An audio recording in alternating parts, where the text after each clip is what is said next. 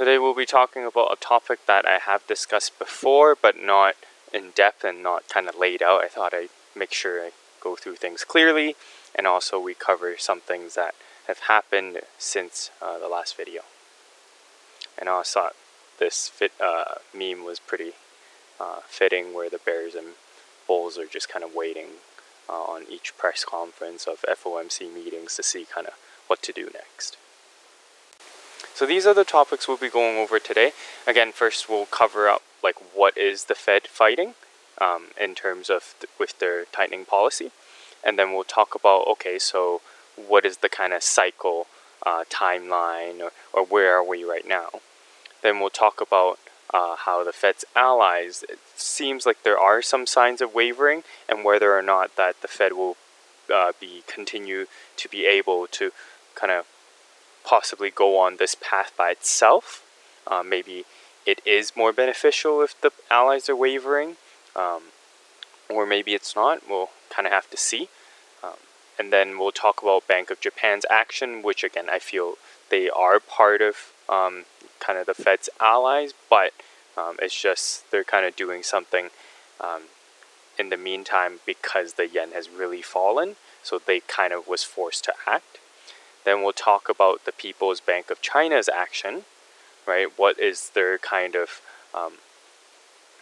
resolution towards the continuously falling yen and making Japanese export a lot more attractive, and what that means in terms of China's status when it comes to the Asia consumer markets. Then we'll talk about the EU energy crisis, and we'll wrap up with areas of opportunity. Keep in mind, these are things that I have talked about before when it comes to EU's energy crisis and also areas of opportunity. But again, I just thought I kind of laid that out more clearly. So now let's talk about what is the Fed fighting. Well, let's think about it. Is it fighting inflation? Now, the Fed is way, way behind the curve when it comes to fighting inflation. When we take a look at inflation being, 8%, and their Fed rate is, at 3%. So and hiking, 50 or 75 basis points or even 100 basis points, they're still far, far behind in terms of their Fed rate and CPI. Where you compare that to an example like Brazil. So Brazil recently started lowering rates when it comes to its central banks. And the reason for that is because its policy rate has already been ahead of inflation. So it is able to run ahead of it and control inflation for Brazil. And that's what it will take to kill inflation. Now let's take a look at the second mandate for the Fed, which is unemployment. And the idea is that, if you have lower rates, there are more businesses and more consumers can consume, and so you create more opportunities, and therefore, unemployment should remain lower. Well, if we are already seeing the beginning of, massive layoffs, right? We're seeing a lot of these different companies, they're announcing more and more layoffs. Then if the Fed's intention is to make sure they have low unemployment, then wouldn't it make sense to stop tightening? So again, if inflation and unemployment as two mandates is not the reason or the main driver for Fed tightening, then what is it? Now, obviously, there is the political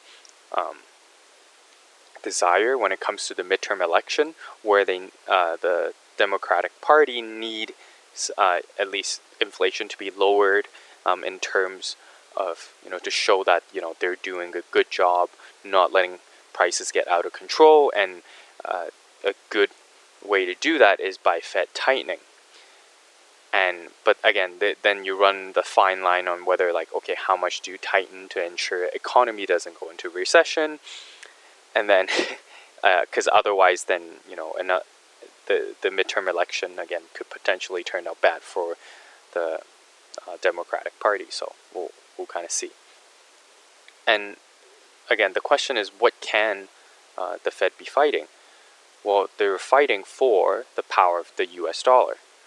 by shrinking US dollar liquidity, it pops bubbles all around the world again because of the reserve currency status, and also when US dollar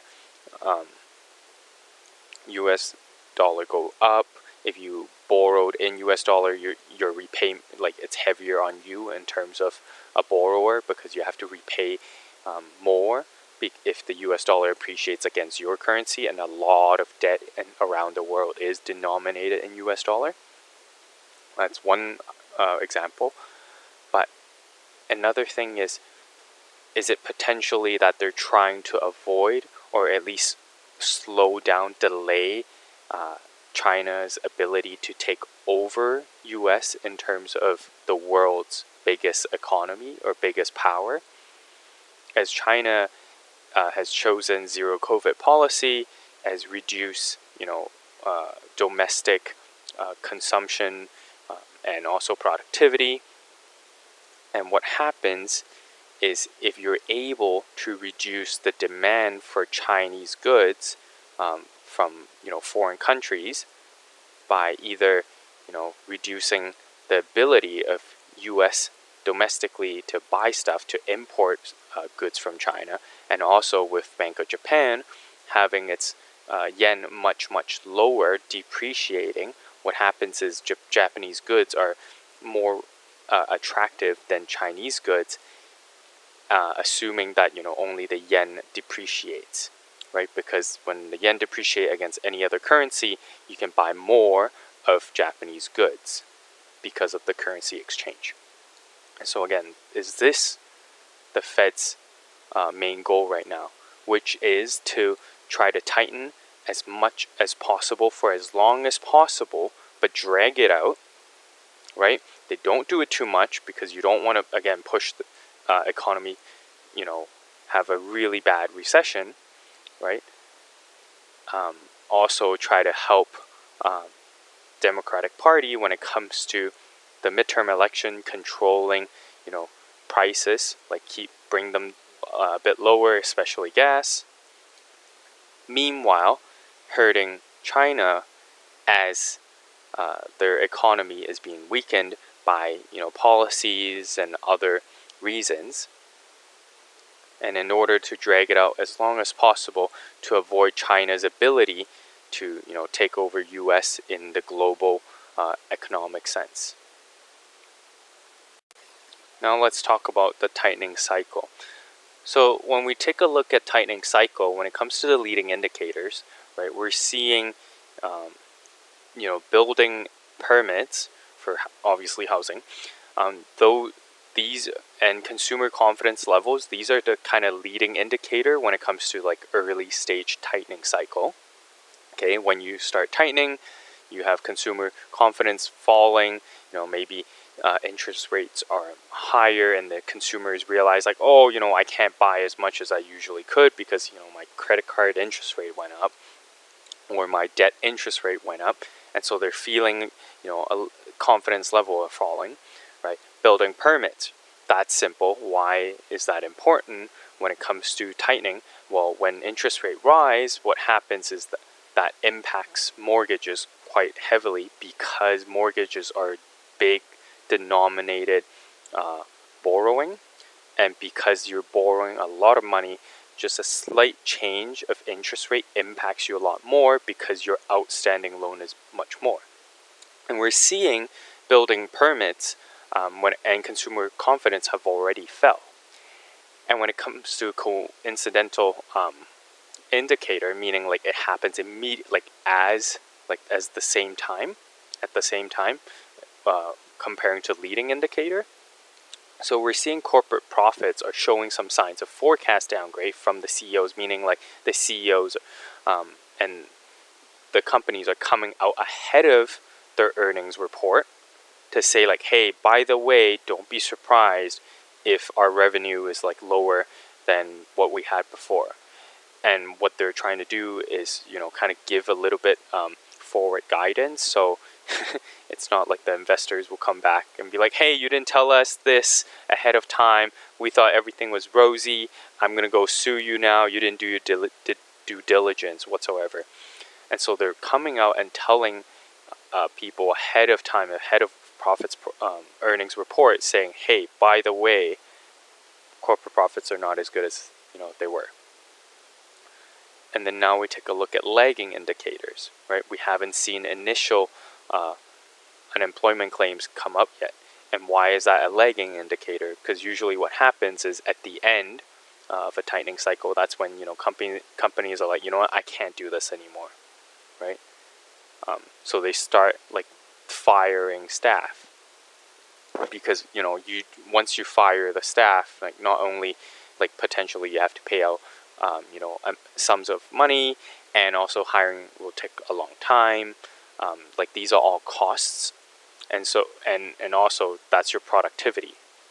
So if you are willing to give up your productivity, then there must be something that's wrong. And also core CPI has yet to fall. So when it comes to the tightening cycle, so far we've only passed about 1/3. At least that's what I'm thinking when it comes to the tightening cycle, because leading indicators have already shown us what we're looking for. Coincident indicators have yet to, like, it's starting, and lagging indicators we have not seen yet.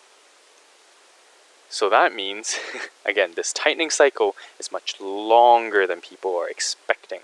And because of that, again, my opinion is that we are in a long-term equity bear market, and we are not done yet. And the last wave of equity drawdown, again, I'm thinking will be, Q4 of this year, potentially maybe drag out to Q1. And we have not seen the last stage of that bear market, meaning it's fear, meaning it's panic.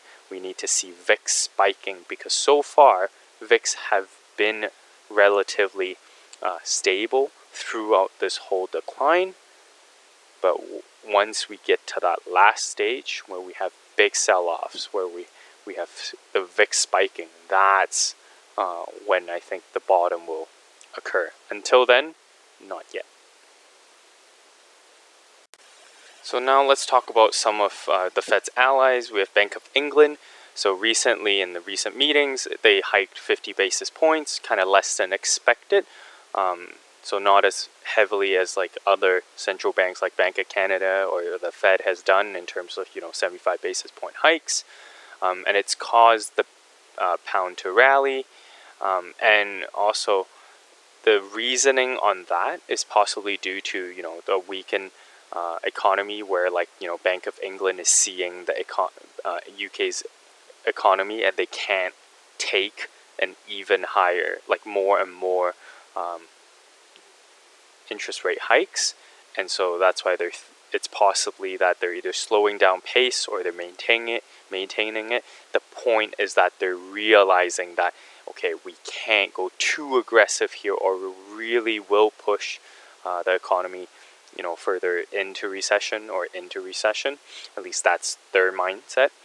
And then we take a look at Bank of Canada, where we're seeing the month-over-month CPI, it's starting to show negative. So meaning we're already on potentially the idea of peak inflation, and we're starting to coming down. And then if you then kick when the economic cycle, again, when it's already coming down, which partly show by potentially CPI is showing that, what happens is when you have tightening policy, then you risk overdoing tightening, and you make a recession much worse.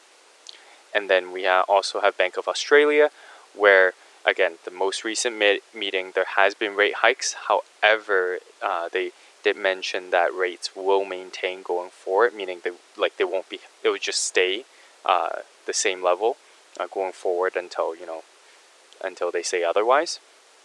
But again, that's another possibility, that the central bank is seeing some sort of weakness and tightness in the markets, and if they were to overdo it, they risk causing the recession much worse.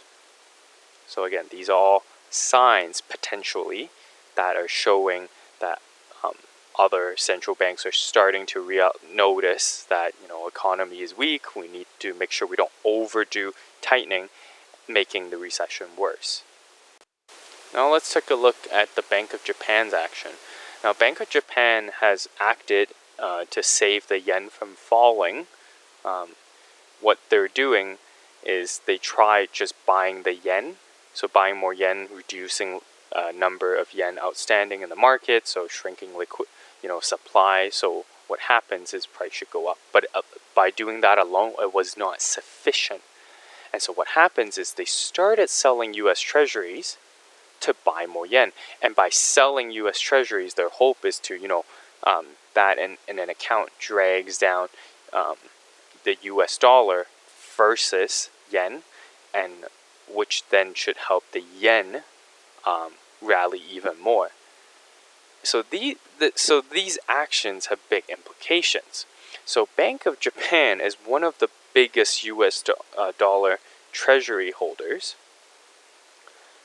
and it has been reluctant to sell.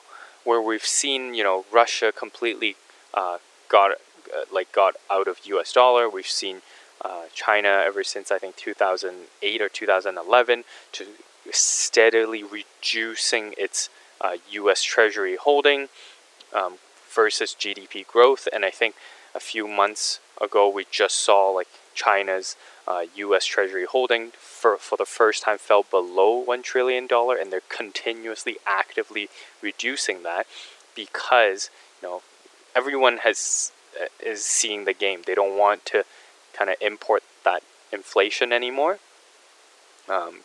because what happens is when the Fed prints money, everyone who holds U.S. dollar or U.S. denominated debt or assets, what happens is that your purchasing power gets decreased. And so, when the Bank of Japan also starts selling, we saw the bond market, the bond yields explode. And we're seeing, yields go up, then bond price comes down, and that also had a big implication when it comes to other assets prices, because we use treasury yields as a risk-free return, and we use that into a valuation calculation. So what happens is, if I can get risk-free 3 months, or 3 months at let's say 3%, right? Then with a U.S. Treasury, then I would expect, if I buy any other security, let's say a stock, I expect the stock to have a higher return. But as that risk-free rate increase, and let's say the stock dividend rate does not increase, then therefore the stock price has to come down in terms of valuation, because why would I hold the same stock if I can get more return, risk-adjusted return with a U.S. Treasury, right? Because you also have to factor in risk. So let's say that stock gives you 5% dividend yield, right? My risk-free rate changed from 3% to 4%.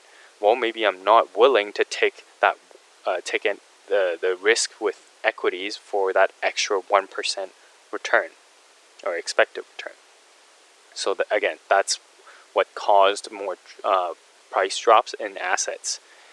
And the question again is, will Bank of Japan be successful in its attempt to pumping the yen?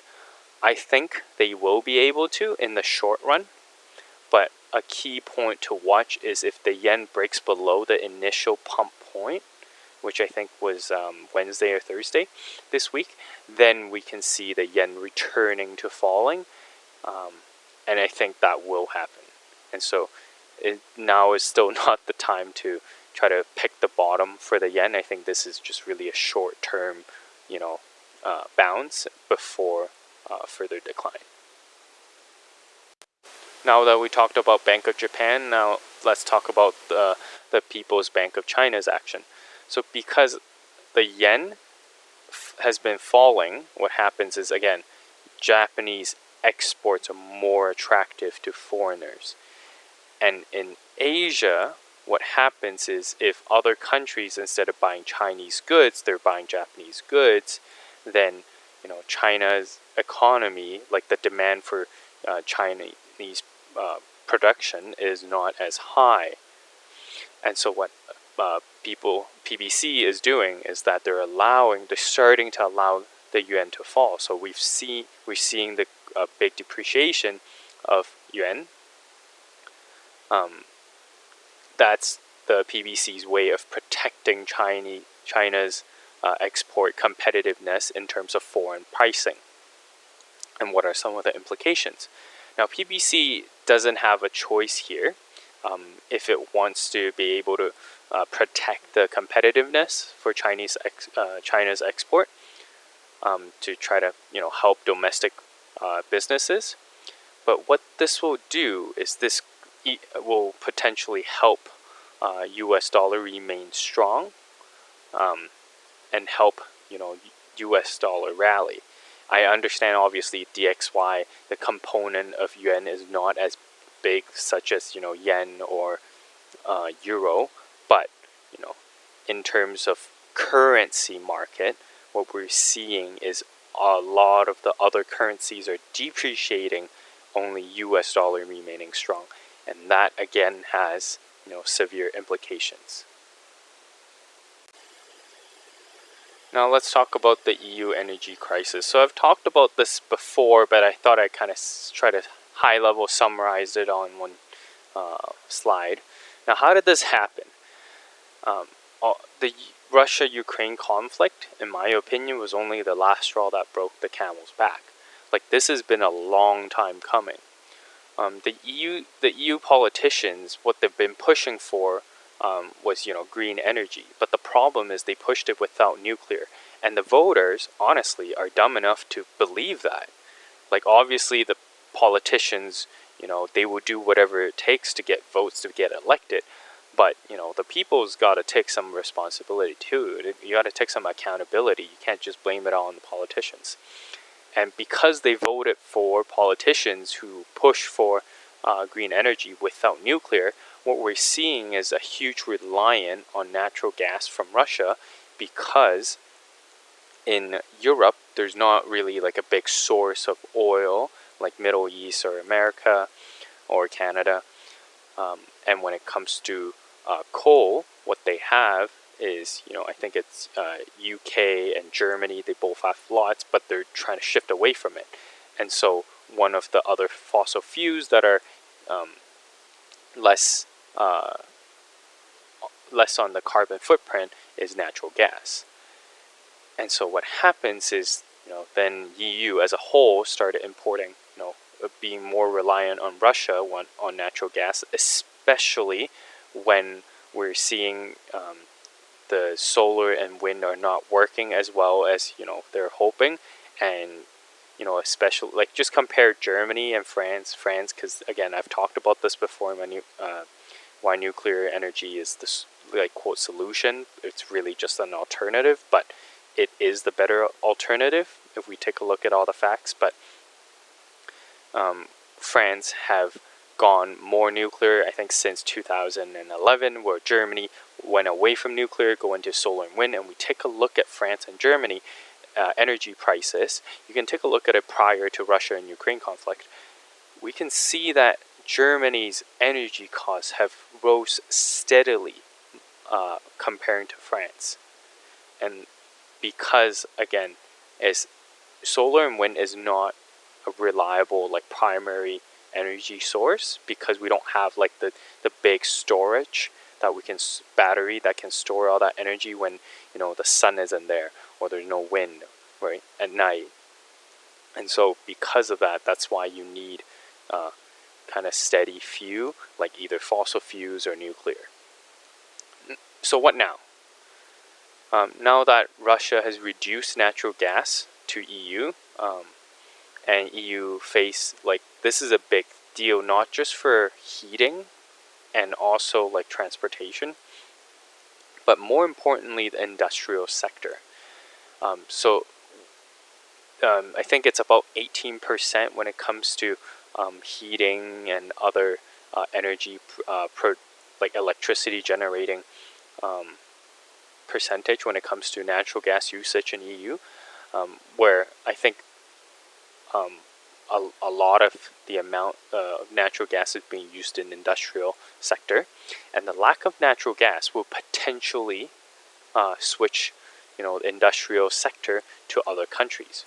Perhaps this was always part of US's plan, by not only weaken Japan's currency and have Japan fight with China to kind of reduce China's influence in Asia, but also reduce EU's the EU's influence in the rest of the world. And by doing so, even though US is declining on its own, but as other sectors, areas of the world are also declining or declining more than the US, then maybe that way we can draw more invested funds or resources or smart people into the US.